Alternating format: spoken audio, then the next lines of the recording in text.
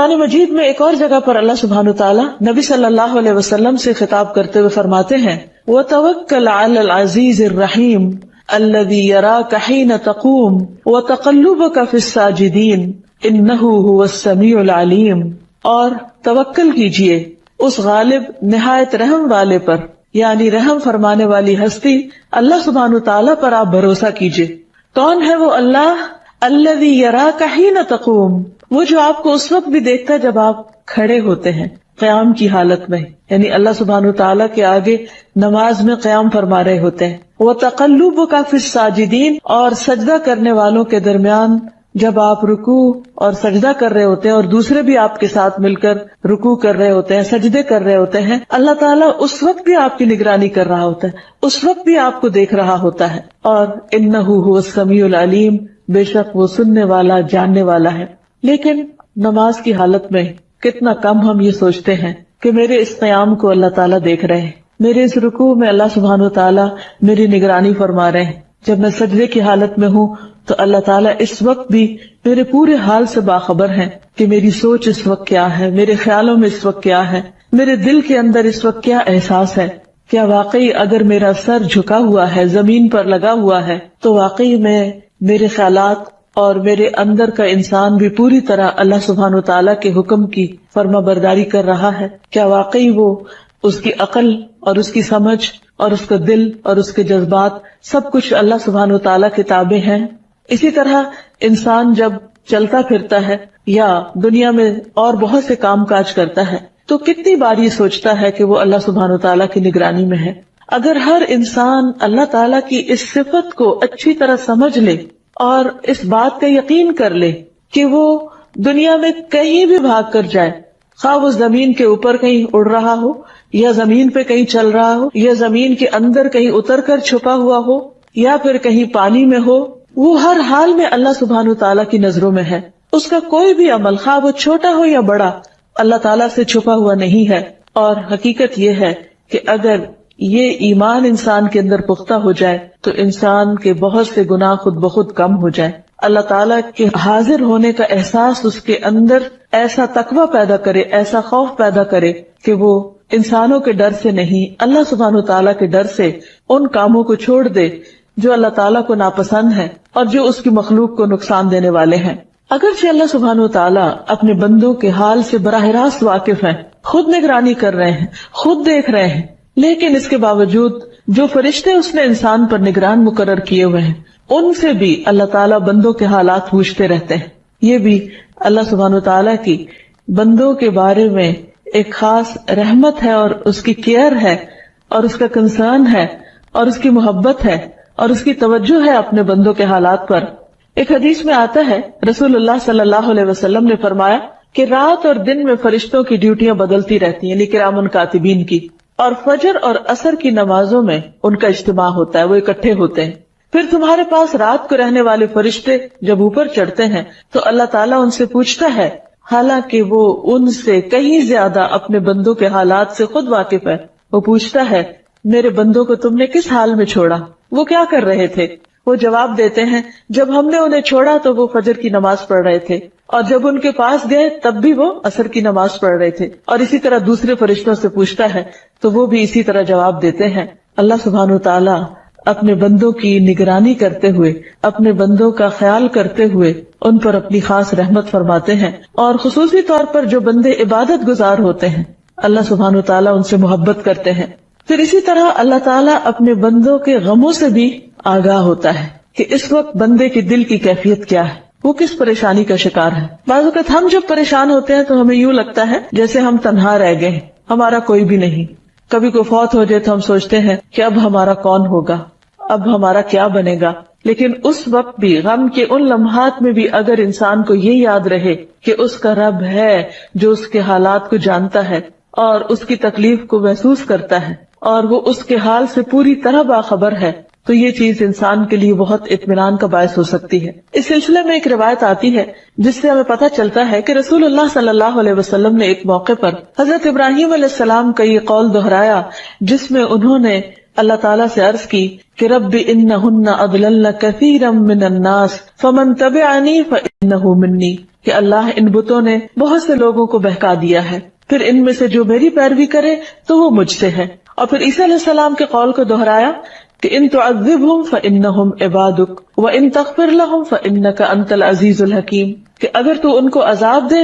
تو وہ تیرے بندے ہیں، اور اگر تو انہیں معاف کر دے تو تو غلبے والا ہے، حکمت والا ہے۔ لیکن اس کے برعکس رسول اللہ صلی اللہ علیہ وسلم اپنی امت کا خیال کر کے رونے لگ گئے۔ آپ نے ہاتھ اٹھائے اور فرمایا، اے اللہ میری امت میری امت۔ اللہ سبحانہ وتعالیٰ نے جبریل علیہ السلام سے فرمایا کہ جاؤ محمد کے پاس صلی اللہ علیہ وسلم، حالانکہ تیرا رب خوب جانتا ہے، اور ان سے پوچھو کہ انہیں کیا چیز رلا رہی ہے۔ اللہ تعالیٰ کو پتا تھا کہ وہ کس کے غم میں رو رہے ہیں، وہ اپنی امت کے غم میں رو رہے تھے اور خود بھی جانتے ہیں، لیکن جبریل کو بھیجا تسلی کے لیے۔ جبریل علیہ السلام نبی صلی اللہ علیہ وسلم کے پاس آتے ہیں اور رونے کی وجہ پوچھتے ہیں، آپ انہیں بتاتے ہیں، حالانکہ اللہ تعالیٰ خود زیادہ جانتے ہیں۔ پھر اللہ تعالیٰ کے پاس واپس جاتے ہیں، اللہ تعالیٰ فرماتے ہیں، اے جبریل جاؤ محمد کی طرف اور ان سے کہہ دو کہ ہم آپ کو آپ کی امت کے بارے میں ضرور راضی کر دیں گے، یعنی آپ کو غمگین نہیں کریں گے۔ اس سے یہ بات بھی پتہ چلتی ہے کہ رسول اللہ صلی اللہ علیہ وسلم اپنی امت کے بارے میں کس قدر فکر مند ہوتے تھے۔ کیا آج ہم بھی واقعی اپنے نبی اپنے رسول محمد صلی اللہ علیہ وسلم کے بارے میں بھی اتنے کنسرن ہیں کہ ہم قیامت کے دن ان کو شرمندہ نہ کریں ایسے کام کر کے جن سے آپ نے روکا اور جن سے آپ ناخوش ہوتے تھے؟ بہرحال اس حدیث سے پتہ یہ چلتا ہے کہ اللہ سبحانہ وتعالی بندوں کے دلوں کے حالات سے بھی خوب واقف ہے۔ پھر اسی طرح اللہ تعالیٰ بندوں کی قولی عبادات یعنی ان کا ذکر وغیرہ بھی شمار کرتا ہے۔ رفاعہ سے مروی ہے، انہوں نے کہا کہ ہم نبی صلی اللہ علیہ وسلم کی ابتدا میں نماز پڑھ رہے تھے، جب آپ رکوع سے سر اٹھاتے تو سمع اللہ لمن حمدہ کہتے۔ ایک شخص نے پیچھے سے کہا ربنا ولک الحمد حمدا کثیرا طیبا مبارکا فیہ۔ آپ صلی اللہ علیہ وسلم نے نماز سے فارغ ہو کر پوچھا کہ یہ کلام کہنے والا کون ہے؟ تو اس شخص نے جواب دیا کہ میں۔ اس پر آپ نے فرمایا میں نے 30 سے زیادہ فرشتوں کو دیکھا کہ ان کلمات کو لکھنے میں وہ ایک دوسرے پر سبقت لے جانا چاہتے تھے کہ کون ان میں سے ان کو پہلے لکھے گا، اور ظاہر ہے کہ یہ 30 فرشتے اللہ سبحانہ وتعالیٰ کے حکم اور اذن سے ہی آگے بڑھے۔ تو اللہ تعالیٰ بندوں کے چھوٹے سے چھوٹے عمل کو بھی ضائع نہیں کرتے۔ اسی طرح المہیمن کا ایک مطلب حفاظت کرنے والا بھی ہے۔ اللہ سبحانہ وتعالیٰ جو الحافظ ہے، الحفیظ ہے، تحفظ دینے والا ہے، حفاظت کرنے والا ہے، وہ اپنی تمام مخلوق کی ضروریات کی حفاظت کرنے والا ہے۔ نبی صلی اللہ علیہ وسلم نے فرمایا، اللہ تعالیٰ فرماتے ہیں، اے ابن آدم تم اپنے آپ کو میری عبادت کے لیے فارغ کر لو، یعنی نماز کے لیے دیگر عبادات کے لیے بھی وقت نکالو، تو میں تمہارے دل کو بے نیازی سے بھر دوں گا اور تمہاری محتاجیاں دور کر دوں گا۔ لیکن اگر تم ایسا نہیں کرو گے، یعنی اپنے آپ کو صرف دنیا میں کھپا دو گے اور عبادت کے لیے وقت نہیں نکالو گے، تو میں تمہارے دونوں ہاتھ کام میں مشغول کر دوں گا، اس کے باوجود تمہارا فقر دور نہیں کروں گا، یعنی تمہارے دل کے اندر کا خوف اور محتاجی کا احساس وہ دور نہیں کروں گا۔ پھر اسی طرح اللہ سبحانہ وتعالیٰ بیمار انسان کے اعمال کی حفاظت کرتے ہیں۔ ایک انسان تندرستی کی حالت میں جو بھی نیک عمل کرتا ہے، جب وہ بیمار ہو جاتا ہے تو بھی اللہ تعالیٰ اس کا اجر روکتے نہیں، بلکہ جو شخص پابندی کے ساتھ نیکی کرتا ہے عام حالات میں، تو جب وہ سفر کرتا ہے یا بیماری کی حالت میں ہوتا ہے تو اللہ تعالیٰ فرشتے کو حکم دیتے ہیں اور وہ اس کا اجر لکھتا چلا جاتا ہے۔ پھر اسی طرح المہیمن کا ایک مطلب امن دینے والا ہے اور ظالم کو مہلت دینے والا، یعنی اللہ سبحانہ وتعالیٰ جہاں اپنے بندوں کی حفاظت فرماتا ہے وہاں ان کے لیے ایسے حالات، ایسے مواقع فراہم کرتا ہے کہ وہ امن و امان کے ساتھ اپنے کام سر انجام دے سکیں۔ اگر ہم سوچیں تو زمین کے جس گولے پر ہم بیٹھے ہوئے ہیں اس کے اندر لاوا ابل رہا ہے، اگر یہ زمین تھوڑی سی بھی پھٹ جائے اور لاوا باہر نکلنے لگے تو زندگی کا نام و نشان قائم نہ رہے۔ پھر ہم سب جانتے ہیں کہ زمین اس فضا کے اندر دوہری حرکت کے ساتھ اپنے سفر پر رواں دواں ہے، لیکن ہمیں ہر وقت ٹھہری ہوئی محسوس ہوتی، یعنی کس قدر حیرت کی بات ہے کہ جو زمین ہزاروں میل فی گھنٹہ کی رفتار سے اس فضا میں دوڑ رہی ہے، اس زمین پر بیٹھے ہوئے انسانوں کو کبھی احساس بھی نہیں ہوتا کہ یہ زمین حرکت میں ہے۔ یہ سب امن کون دے رہا ہے؟ یہ اس اطمینان کی حالت میں ہمیں کون جینے دے رہا ہے کہ ہم اس پر چلتے پھرتے ہیں، سوتے ہیں، آرام کرتے ہیں اور پرسکون رہتے ہیں؟ اللہ سبحانہ تعالیٰ کی یہ خاص رحمت ہے کہ اس نے ہمارے لیے ان تمام چیزوں کو مسخر کیا ہے۔ پھر ہم دیکھتے ہیں کہ جہاں وہ امن دیتا ہے وہاں کچھ لوگ دنیا میں فتنہ فساد بھی کرنے والے ہیں، ظلم ڈھانے والے ہیں، لیکن ان کو آزادی کیوں ملی ہوئی؟ اس کی وجہ یہ ہے کہ وہ بھی اللہ ہی کے بندے ہیں، لیکن اللہ تعالیٰ کے دیے ہوئے اختیار سے ناجائز فائدہ اٹھا رہے ہیں۔ یہ بھی اللہ تعالیٰ کی ان پر مہربانی ہے کہ ان کو فوراً نہیں پکڑتا اور ان کو مہلت دیتا ہے، موقع دیتا ہے تاکہ وہ بھی توبہ کر لیں، وہ بھی پلٹ آئیں، باز آ جائیں اور سیدھی راہ پر چل پڑیں۔ تو اللہ سبحانہ تعالیٰ ہر ایک کو مہلت دیتا ہے، کوئی چھوٹا گناہ کرے یا بڑا گناہ کرے۔ ہمارے نزدیک کچھ لوگ بڑے بڑے غلط کام کر رہے ہوتے ہیں اور ہم چاہتے ہیں کہ ان کی فوراً پکڑ ہو جائے اور فوراً ٹھکانے لگا دیا جائے تاکہ دنیا سے ظلم ختم ہو جائے۔ یہ بات اپنی جگہ درست ہے، لیکن دوسری طرف اللہ سبحانہ تعالیٰ ظالم کو مہلت دیتا ہے کیونکہ وہ بھی ایک انسان ہے جو وقتی طور پر اپنی آزادی سے ناجائز فائدہ اٹھا رہا ہے۔ ہر انسان کے اندر اللہ نے ضمیر نام کی چیز رکھی ہے جو اسے ملامت کرتی ہے۔ ایک شخص جس نے 99 قتل کیے، جب اس کو احساس ہوا کہ وہ غلط کر رہا ہے تو اس نے توبہ کے لیے ایک راہب کی طرف رجوع کیا تاکہ وہ اسے طریقہ بتائے کہ کس طرح وہ اپنے گناہوں کو معاف کروا سکتا ہے۔ اگر اللہ تعالیٰ چاہتا تو اسے پہلا انسان قتل کرنے پر ہی پکڑ لیتے یا دوسرا یا تیسرا، لیکن کب تک اللہ تعالیٰ نے اس کو مہلت دی کہ بالآخر اسے احساس ہوا اور وہ اپنے گناہ سے تائب ہوا اور آخر میں رحمت کے فرشتے نے اس کی جان لی۔ تو اللہ تعالیٰ صرف ایک طرف کو دیکھ کر فیصلہ نہیں کرتے، وہ تمام امور کو بیک وقت دیکھنے والے ہیں اور اس کا کوئی فیصلہ بھی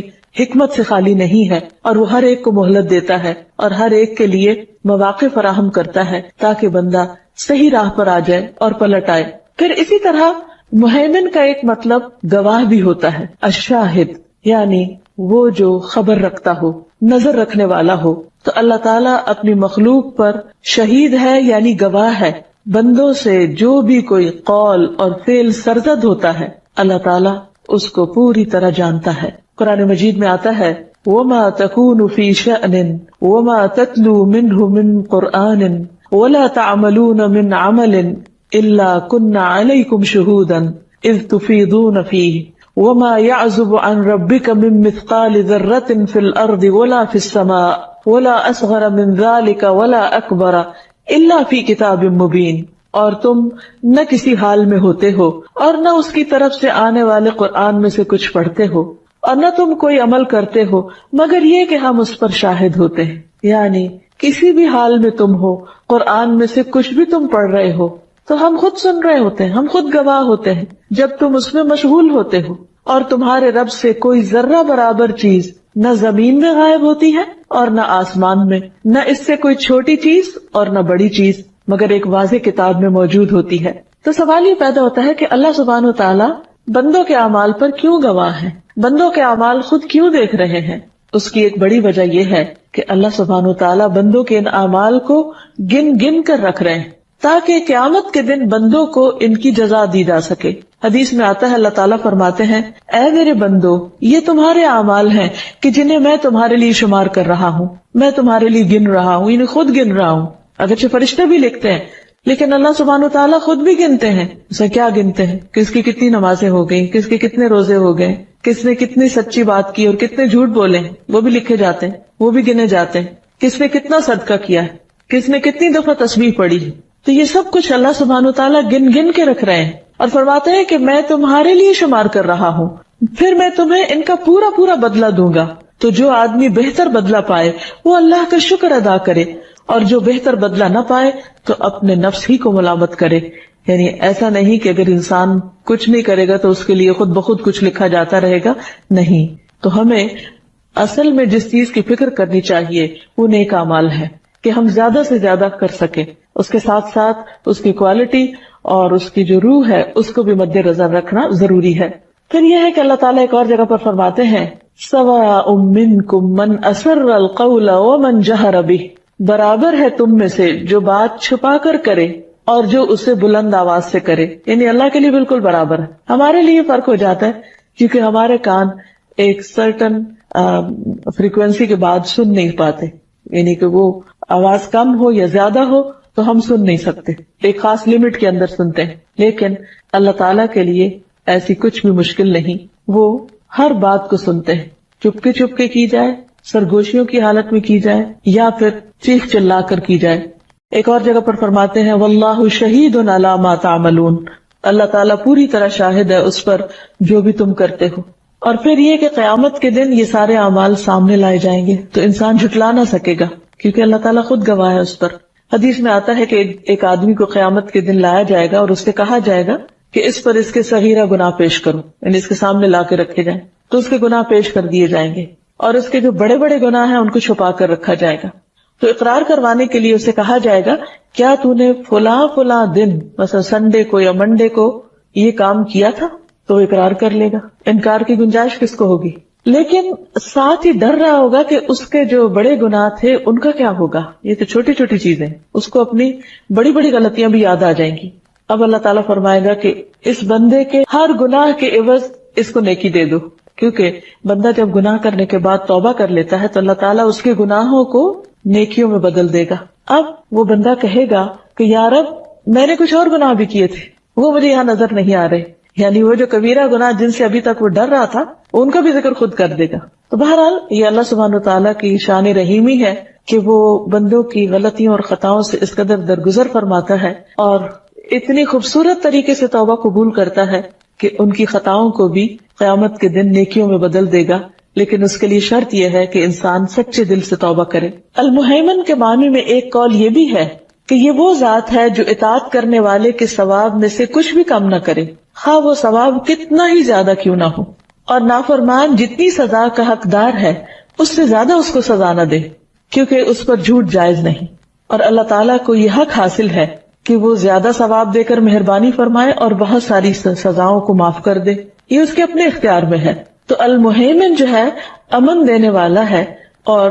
بندوں کی حفاظت کرنے والا ہے، ان کے حقوق کی حفاظت کرنے والا ہے، ان کے اعمال کے اجر کی حفاظت کرنے والا ہے، اس لیے اس سے اس بات کا ڈر نہیں ہونا چاہیے کہ وہ بندوں کا کوئی بھی عمل ضائع کر دے گا، الا یہ کہ انسان خود ایسے کام کر کے اپنے اعمال کو برباد کر دے جن سے اللہ سبحانہ تعالیٰ نے روکا ہے۔ اس کے برعکس اللہ تعالیٰ اگر کوئی بندہ ایک نیکی کرے گا تو اس کو 10 گنا سے لے کر 700 گنا اور اس سے بھی زیادہ دینے پر قادر ہے، اور اس کے لیے اسے کسی سے پوچھنا نہیں۔ تو اللہ سبحانہ تعالیٰ اپنے بندوں پر نہایت مہربان ہے۔ اللہ تعالیٰ فرماتے ہیں قُلْ يَا عِبَادِ الَّذِينَ آمَنُوا اتَّقُوا رَبَّكُمْ لِلَّذِينَ أَحْسَنُوا فِي هَذِهِ الدُّنْيَا حَسَنَةٌ وَأَرْضُ اللَّهِ وَاسِعَةٌ انما یوفی الصابرون اجرہم بغیر حساب، کہہ دو اے میرے بندو جو ایمان لائے ہو، اپنے رب سے ڈرو، ان لوگوں کے لیے جنہوں نے دنیا میں کوئی نیکی کی بڑی بھلائی ہے، یعنی اگر کوئی اچھا کرتا ہے تو اس کی وہ اچھائی قابل قدر ٹھہرے گی۔ اللہ کی زمین وسیع ہے اور صبر کرنے والوں کو ان کا اجر کسی شمار کے بغیر دیا جائے گا، یعنی اللہ تعالیٰ کے پاس پورا حق ہے، اختیار ہے کہ وہ بندے کا اجر ایک کو 10 کے برابر کرے یا ان لمیٹڈ کر دے کہ جس کو کوئی انسان گن بھی نہ سکے۔ اور ان نیکیوں میں سے سب سے بڑی نیکی صبر کرنا ہے جس کا اجر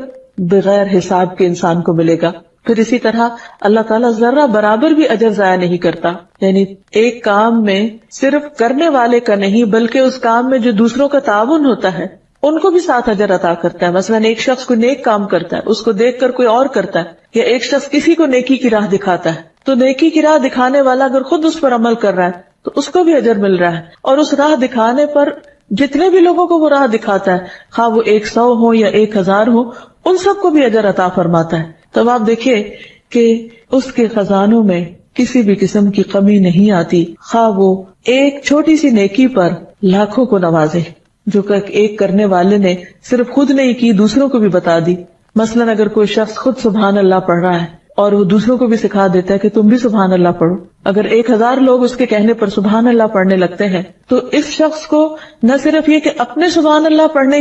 کا ثواب ملے گا، بلکہ وہ جو 1000 لوگ سبحان اللہ پڑھ رہے ہیں ان کا بھی اجر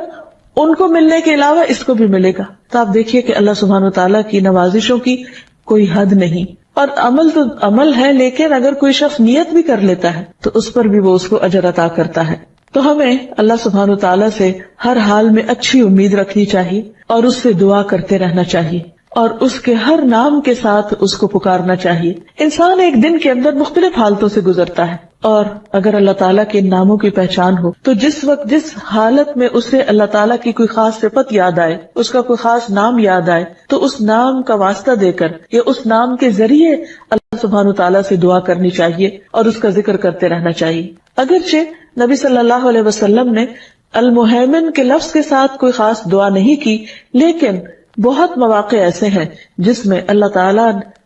کے حوالے اپنے آپ کو ضرور کیا. مثلاً اپنے سارے معاملات کو بھی اللہ کے حوالے کیا. جیسے ایک روایت میں آتا ہے، ایک اعرابی نے نبی صلی اللہ علیہ وسلم سے کہا کہ آپ مجھے کوئی دعا سکھا دیجئے، امید ہے کہ اللہ تعالیٰ مجھے اس سے فائدہ دے گا. تو آپ نے فرمایا یوں کہو، اللہم لک الحمد کلہ وإلیک یرجع الامر کلہ، اے اللہ تیرے لیے ہے سب تعریف اور تیری ہی طرف سب کام لوٹتے ہیں، یعنی سارے معاملات تیرے ہی سپرد ہیں. اسی طرح رات کو سوتے وقت بھی اللہم اسلمت نفسی الیک، اے اللہ میں اپنے آپ کو تیرے حوالے کرتا ہوں. تو جو رب ہمارے